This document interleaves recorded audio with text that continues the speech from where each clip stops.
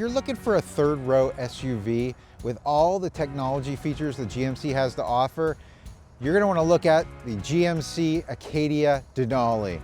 This is a 2023 model. Now, I'm going to take my very first test drive on it today, but I'm no expert. That's why I grabbed somebody who was. Hey Dan, how's it going? Doing good, Ron. Awesome. Thank you for joining me today. Dan's a salesman at Smail GMC in Greensburg, and we're going to do this test drive, so let's get to it. All right. The first thing I notice whenever I look at this car is this beautiful white color. What is this paint color? White Frost Tricote. Okay, and that beautiful GMC logo in the front with that chrome grille. What kind of headlights do we have? We got LED headlights. Okay, and fog lights it looks like. Yep. As we come around the side, this aluminum polished wheel. What size are these tires? 20-inch. Very nice chrome Denali stripe along the side. And it looks like we do have some keyless entry features on this car, right? Correct, yeah. All four handles have a button to where as long as you have the key fob on you, you can either lock or unlock the vehicle just by hitting that button. So coming around to the back, the chrome is continuing. It looks very nice there with the GMC logo, the Acadia logo, and the all-wheel drive logo there on the back. I imagine you open it down here, right? Yeah, is there another way to open this trunk? Yeah, the vehicle does have the hands-free liftgate option. Okay, so I have the key fob in my pocket. If I just kick underneath here. Okay, yeah, no problem. So if I have my hands full, or maybe I'm carrying groceries or something and I need to put them in the trunk, I can just kick under the tailgate here and it's going to open right up for me. I really like that power tailgate. So I went ahead and put up the third row seats. Obviously, I just wanted to show how much space we have back here. Definitely can fit a few backpacks, small luggage back here. Lift that up. Looks like you have some additional storage down there, right? And if I go ahead and put down the third row, you'll get more space. So what you have here is a flat trunk. It looks like that there's no gap there for that. Yeah, no gaps, no nothing. So on the left side here, I noticed a couple paddles. I imagine those are for bringing the seats down, right? Yes. So if I bring that down, that's going to bring the left side down, and the bottom one brings down the right side. So you really do have a ton of space there. One thing I love having in the trunk is 12-volt chargers. All right, guys, let's jump into the third row seat and check out how much space we got. So coming into the third row here, we actually do have a little latch up here that we can slide the seat forward. I'm gonna go ahead and get into the third row. And back here, I am a full-size adult, believe it or not, and I fit into the back seat. My knees are actually just coming to the back of this chair here. And the main thing is I'm noticing that the both sides happen to have some type of cup holder on either side. On the left side, I have a USB-A charger. And how about this, some ventilation back here. So it's a cold day, I can pump some heat back here and be good. I'm also seeing the sunroof from this third row. Let's jump into the second row. Coming into the second row of seats, these seats are actually very comfortable. They're captain's chairs, stitched and perforated leather there. Armrest, I really like that. And of course, we have the sunroof above us. That's a really nice feature to have. It gives us a lot more space in here, at least feels like there's more space. I'll go ahead and close the door there. You have a cup holder on the door. But here's the main thing back here. You have climate controls for your back seats and some chargers. Look at this. You have a 120 volt outlet, so your 3-prong outlet there, a USB-C and a USB-A. Not to mention, hey, how about this? Where's my cup holders, right? How about that? 2 cup holders right there and another storage compartment. Not to mention storage compartments on the back of these seats. So a lot of stuff in these back seats. Let's go ahead and jump up front and then we'll get this thing on the road. All right, so getting into the Acadia for the first time here, Dan, I'm looking at everything. It's pretty easy to understand. It's all in front of me. Nothing is really in my way. You have an electronic telescopic wheel here, right? I'm gonna go ahead and put my foot on the brake and press the engine start stop button. Everything here is gonna light up. It's half digital, half analog display there. And it looks like we have a lot of information in front of us. Nice leather wrapped steering wheel with stitching. Blends in nicely with the rest of the dashboard here. On the left side of the steering wheel, we have some of our cruise control options, and we have a heated steering wheel. That's nice. I'll take advantage of that. It's a cold day. On the right side of the steering wheel, we have push to talk button, hang up your phone button, and a button that will allow you to change different things. Looks like you have a bunch of different settings that you can have here on your dashboard. The next thing I'm noticing is the heads-up display on the windshield here. Very vibrant, very easy to see. Infotainment screen, and there's a lot of different settings on there. You obviously have navigation, Wi-Fi hotspot. That's nice. Is that something that GMC does in particular? It's a partnership with OnStar to where you're going to get the Wi-Fi. You do have Apple CarPlay, Android Auto wirelessly. Correct.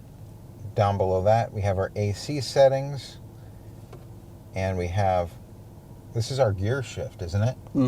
Yeah, that's the new gear shift. Yeah. How are people feeling about the buttons? It kind of gets things out of the way, right? It's a learning curve, something that they have to get used to, but never had a complaint. A lot of people actually like the position of it. They realize that they have more space to put all their stuff at, or, you know, more space for cup holders.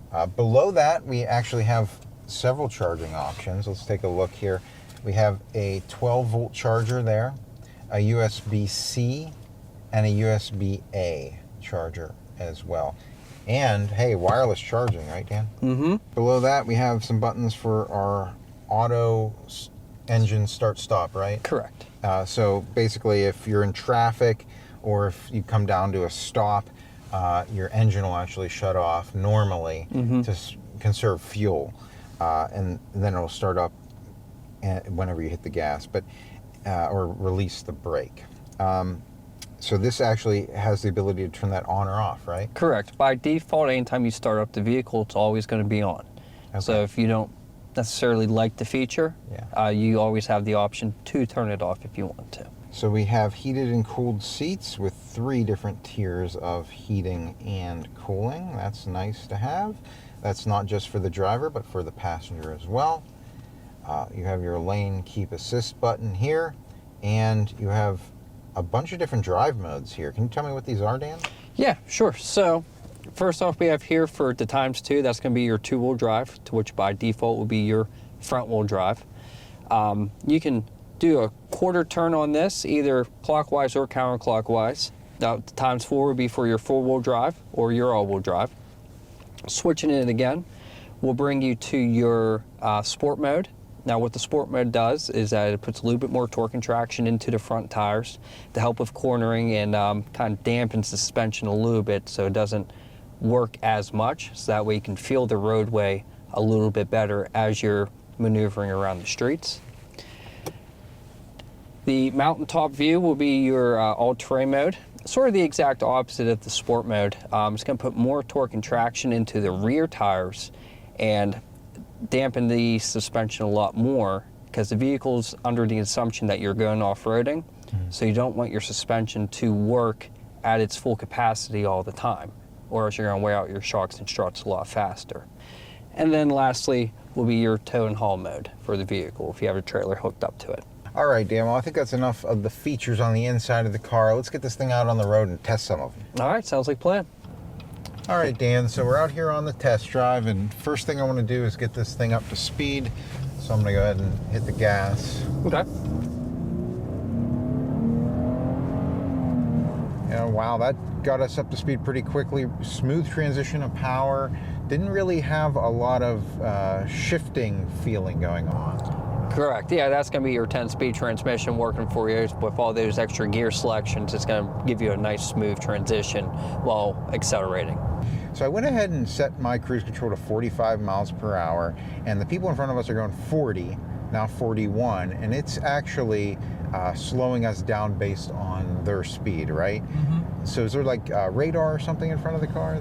Yeah, so there's radar right up here that detects the vehicles that are in front of you, and based off how you have the forward collision alert or the following distance indicator set up on your vehicle, you can sort of customize the distance that you follow behind them. If I look to my left side here, I'm actually noticing somebody in my blind spot. Now, there's actually a indicator that'll come up on the mirror there as somebody's in my blind spot, lights up, and if I have my turn signal on while somebody's in my blind spot, that's actually flashing at me and alerting me, hey, don't make that left-hand turn, there's somebody in your blind spot, right? It's really trying to grab your attention with the flashing.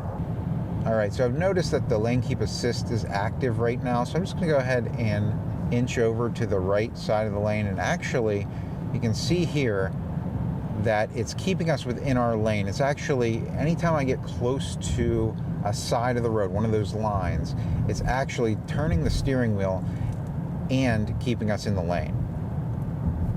So you can see there that that just kept us within our lane. Very simply, on top of the adaptive cruise control, this car seems to be driving itself. So some of the other features on here, a lot of people are interested in Apple CarPlay, Android Auto. Is that an option on here? Yeah, it is an option, and actually it's a standard option in all vehicles. There's no additional charge, there's no monthly fee occurred with it. The vehicle just comes with it, and you get to utilize it for the life of the vehicle. And for anybody who might not know what that is, maybe hasn't bought a car in the last 5 years or so, right. Apple CarPlay, Android Auto lets you connect your phone, make text messages. You can connect to apps on your phone, like your navigation, your music apps, different things like that. Whatever's compatible, you can put it up here on the screen so that you don't have to be connecting your phone to the windshield like we do these GoPros. Correct. It makes it a lot easier for your hands-free talk to text. That's the main feature that's utilized for. Now, of course, if your vehicle does not have built-in navigation that came with the vehicle, of course, most of us have smartphones, so we have access to Google Maps, which is a free service. So that's another thing you can take advantage of, that even though the vehicle does not have built-in navigation, you can use the navigation on your phone for free. So let's say I decide to buy this Acadia. What kind of warranty do I have for the GMCs? So you're going to get a 36-month, 36,000-mile bumper-to-bumper warranty with the vehicle. One thing that would be good while we're driving is that we do have the rear camera mirror option. Okay, yeah, this is awesome. I love these. This is just something that GMC does. I haven't really seen it with any of the other manufacturers, but this is actually a video camera. It's just your backup camera, right? But like...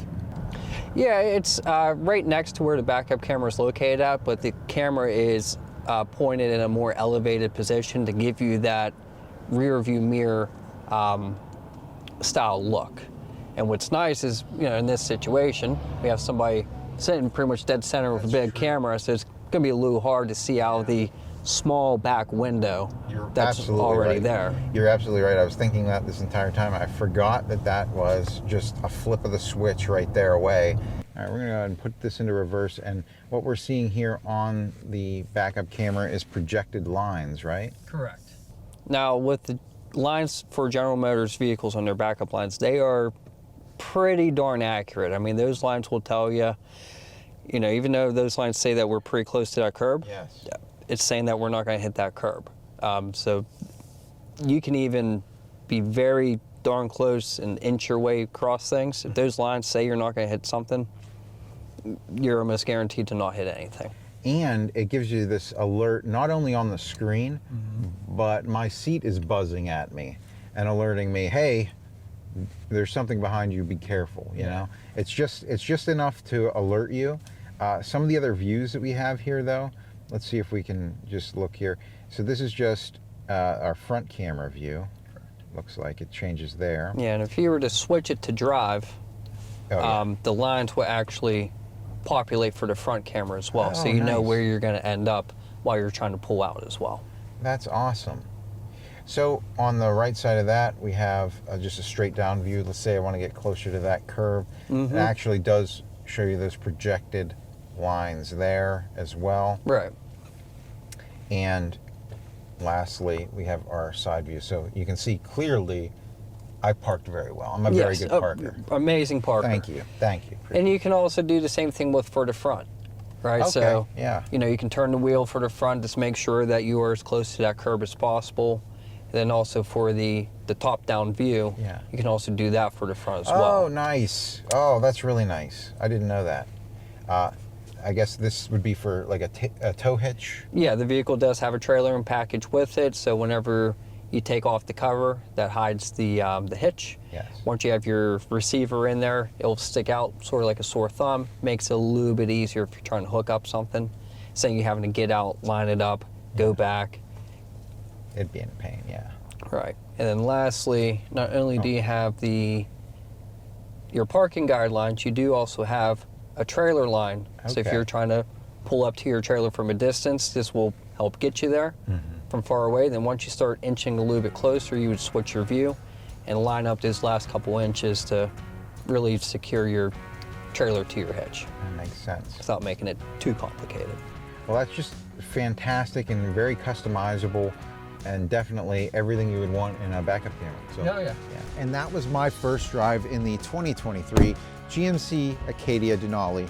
It's a great third row SUV for families, great technology and safety features, and there were a lot of features. So if you have any questions, leave them in the comment section below. I'll make sure to get back to you. Or, hey, I could actually ask a professional like Dan and get the answer. Dan, if they have questions for you, how can they contact you? You can see me right off Route 30 in Greensburg, or you can visit our website at smailgmc.com.